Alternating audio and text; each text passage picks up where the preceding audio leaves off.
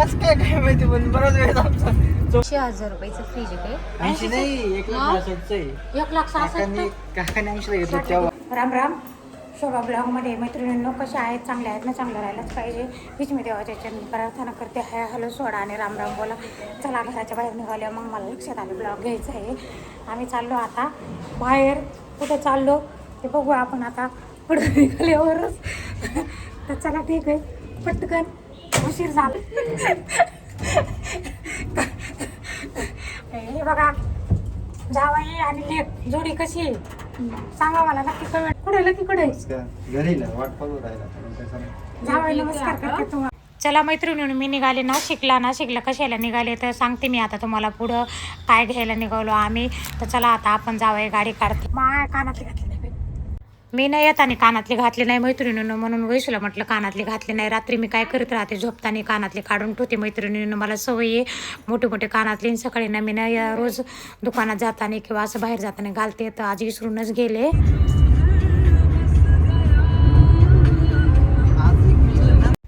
मैत्रिणी चला मी कुठं आलेले बघा दाखवते तुम्हाला. आता मी आलेले नाशिकला कशासाठी आले ते पण सांगते. पण बघा आधी इथं नाशिक पूर्ण स्वच्छ चालू आहे करायचं काम. कारण आता 2027मध्ये कुंभमेळा भरणार आहे त्याच्यामुळे सगळीकडं खूप छान साफसफाई आहे. तर मैत्रिणी मी आलेली इकडं साड्या घ्यायला. कारण कशासाठी तर त्या साड्यानं माझे गृहप्रवेश आहे घरभरणी वास्तुशांती पूजा सगळं. तर मी ना ओझरला साड्या घेणार होते पण ओझरला काय आम्ही थांबलो नाही. कारण मग जावई बापू काय म्हणे आई म्हणे चला आता आपण नाशिकला जाऊ आलो आहे तर तुम्हाला फ्रीज द्यायचं आहे घरभरणीला. तर तसंच फ्रीज पण बघू. बघा आता मैत्रिणी तर किती मोठा चौक आहे खूप मोठा. इथं सगळं भेटतं होलसेलचं. आता मी नाशिकलाच इथे मागच्या वर्षी मी वैशूच्या लग्नाच्या साड्या ह्या इथंच घेतल्या रोहिणीमध्ये खूप छान. आणि मला असं दुकानाचं काही सामान घ्यायचं असेल का कुंकू हळद वगैरे मी दुकानामध्ये अशा वस्तू ठेवत राहते. तर मी इथंच येत राहते नाशिकला शालीमारमध्ये. तर इथं पंचवटी बघा आता पंचवटीमध्ये दर्शनाला जायचं होतं पण खूप ऊन झालं मैत्रिणींनो त्याच्यामुळं गेलो नाही.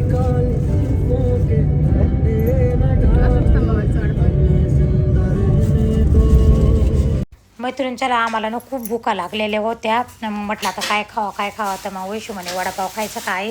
मग वडापाव घेतला. इथं अशोक स्तंभावर खूप छान वडापाव भेटतं मस्त चवदार चविष्ट. तर मैत्रिणींनं घरून निघताना 2-3च घासं खाल्लेले होते घाईमध्ये निघालो कारण माझं आवरलेलंच नव्हतं. तर चला ठीक आहे आपल्याला जायचं आहे आता क्रोमामध्ये जायचं आहे. तिथं मोठमोठे फ्रीज बघायचे तर जाऊ चला आता आपण फ्रीज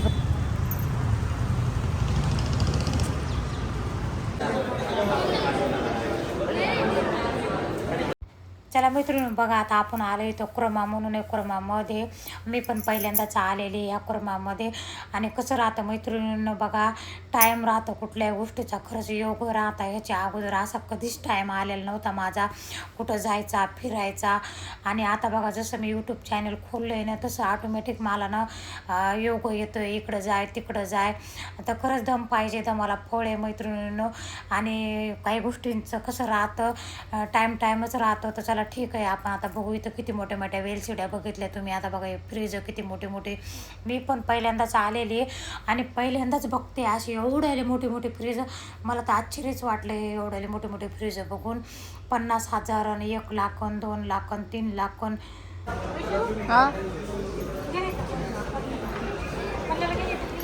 हा एक मिनिट.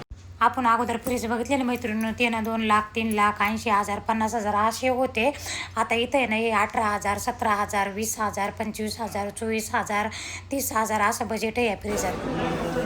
अगं LGचं चांगलं आहे कंपनी आहे काय ती 17,800.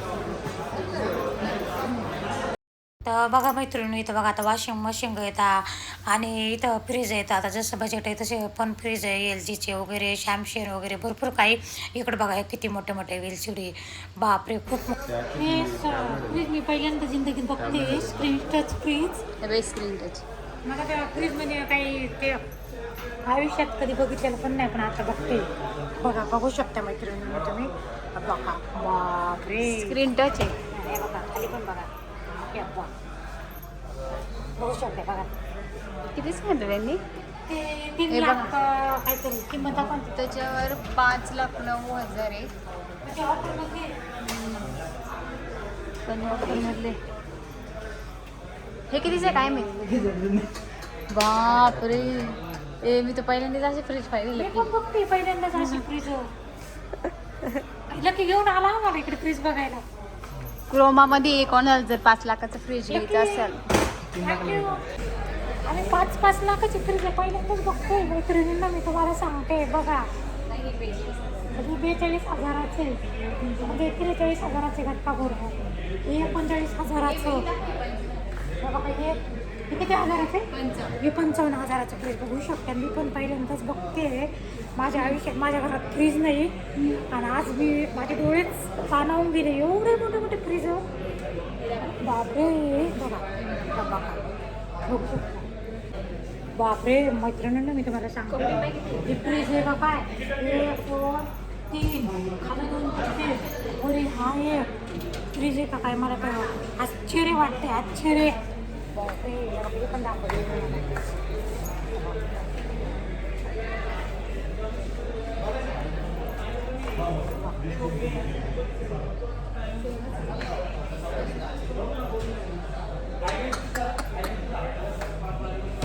ते 39,290 रुपये.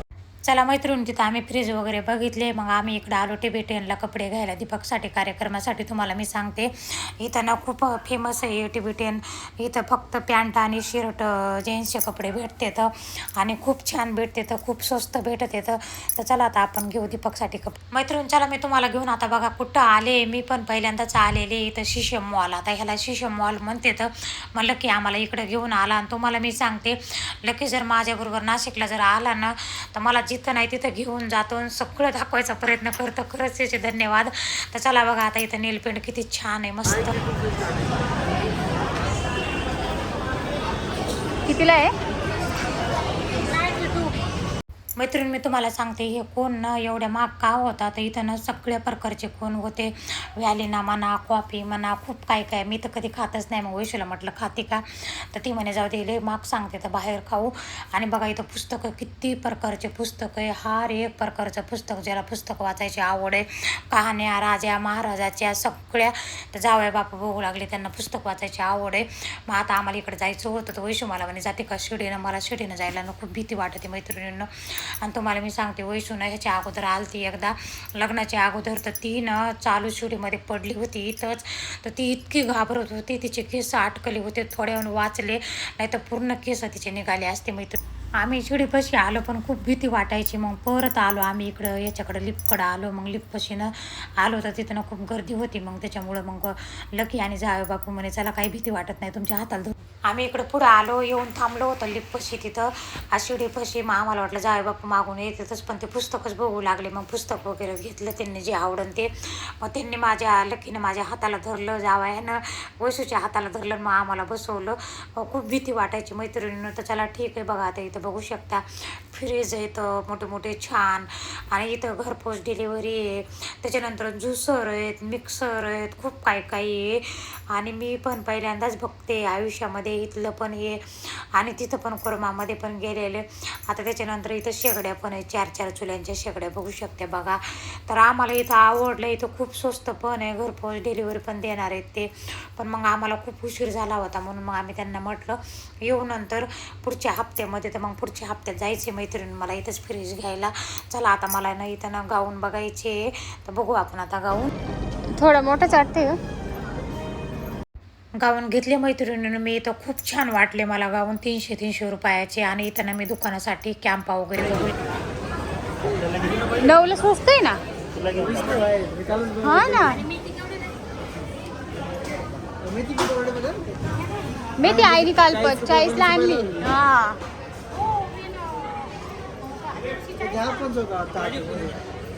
नाही, पुदिना नाही. खूप छान भाजीपाला भेटला, ताजा ताजा आलेला होता. पालक मेथी मी घेतली आणि पालकाचा असा मी ज्यूस करून पिते मैत्रिणींना. आणि दुसरी गोष्ट मला ना दुकानासाठी ना ते कॅम्पा वगैरे बघत होते, मला ते घ्यायचा होता. पण तिथं ना सांगायला कोणीच नव्हतं कितीला बॉटल भेटते, कितीला ऐकायची. आता कसं बाहेर बंद झालेलं आहे, बाहेर भेटत नाही. पहिलं आम्ही बाहेरून आणायचं, म्हणजे मोठ्या मोठ्या दुकानांमधून नाशिकवरूनच आणायचो. तर आता ना सीझन संपल्यामुळं बंद झालं. तर चला ठीक आहे मैत्रिणींना. माझं कसं आहे कुठं आहे काही दिसलं ना मी घेतच राहते, दुकानाचा असो घरचा असो. तर चला ठीक आहे आता आपण जाऊ घरी.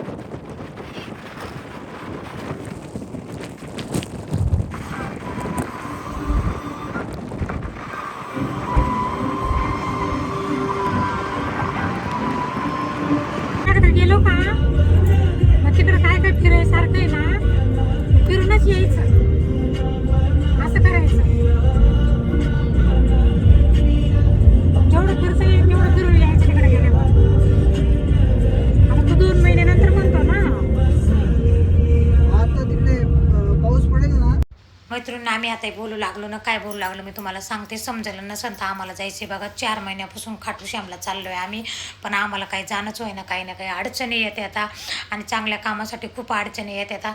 ते कशावरून निघालं होतं खाटू श्यामचं तुम्हाला मी सांगते. एकदा ना मी शनिदेवाला गेलेले होते वाकीला म्हणून, तर येता येताना असंच आमचं बोलता बोलता माझी एक मैत्रीण होती, ती म्हणे काळेबाई तुम्ही ना मोठी गाडी घेऊन टाका. तर त्याला म्हटलं हा चालेल मी घेईल, जेव्हा माझी मोठी गाडी येईल ना तेव्हा ना मी पहिले खाटू श्यामला जाईन असं बोलले मैत्रिणीनं. 1 महिन्यानंच माझी मोठी गाडी आली आणि नंतर अचानकच घर झालं, घराचा व्यवहार झाला, मग घराचे कामं निघाले, मग त्याच्यात उन्हाळा लागला आणि उन्हाळ्यात तिकडं राजस्थानला खाटू श्यामला खूप ऊन राहते. तर आता आम्हाला जायचं आहे पुढच्या महिन्यामध्ये. मैत्रिणींनो येता येता 10 वाजले आता आणि इतकं डोकं दुखायले माझं, आज तुम्हाला मी सांगू काय झालं आहे माहीत नाही आहे. आणि नाशिकला गेलं का असंच होऊन जातं. तर खूप काही काही आणलं मी घरासाठी, तसं मी दाखवीनच तुम्हाला उद्या परवा. पाय पुसणे वगैरे हे भरपूर काही आणलं, काचेच्या भरण्या वगैरे मला आणायच्याच होत्या, मला काचेच्या भरण्या खूप आवडत येतात.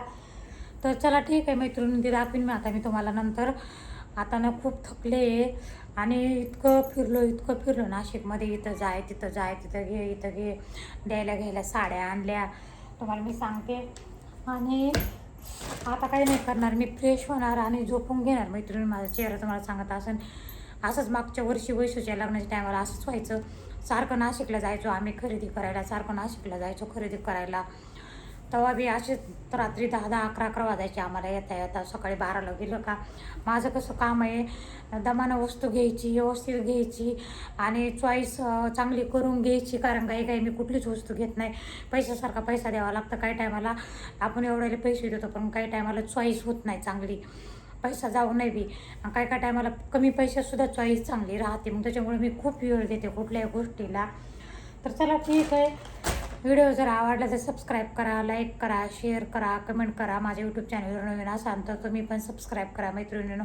तुमच्यापर्यंत मी असेच नवनवे व्हिडिओ टाकत जाईन. आणि दुसरी गोष्ट मी तुम्हाला सांगते, प्रत्येक व्हिडिओमध्ये मी तसं सांगत चला ते शिकायला वय लागत नाही, फक्त माणसामध्ये जिद्द पाहिजे करायची आणि कुठल्या गोष्टीचा आळस नाही पाहिजे, उल्हास पाहिजे माणसाला, उत्सुकता पाहिजे आणि हिंमत पण पाहिजे. सगळ्या गोष्टी लागत आहेत तेव्हा माणूस न कुठं जाते. मी प्रत्येक व्हिडिओमध्ये सांगते. तर माझ्या जीवनाचा अनुभव आहे सगळा. मी 0तून इथपर्यंत आली आहे. 0तून गाडी घेतली स्वतःच्या पायावर उभं राहून, 0तून घर घेतलं स्वतःच्या पायावर उभं राहून, 0तून एवढी मोठी दुकान उभी केली आणि अजून स्ट्रगल चालूच आहे माझा, तुम्हाला मी सांगते. तर आता येता पावभाजी आणली मी त्यांना. दीपक म्हणे मला बाहेर जेवायला आहे, मी काही जेवणार नाही, खूप डोकं दुखायला लागले, आता मी झोपून घेणार. तर चला ठीक आहे मैत्रिणींनो, शुभरात्री.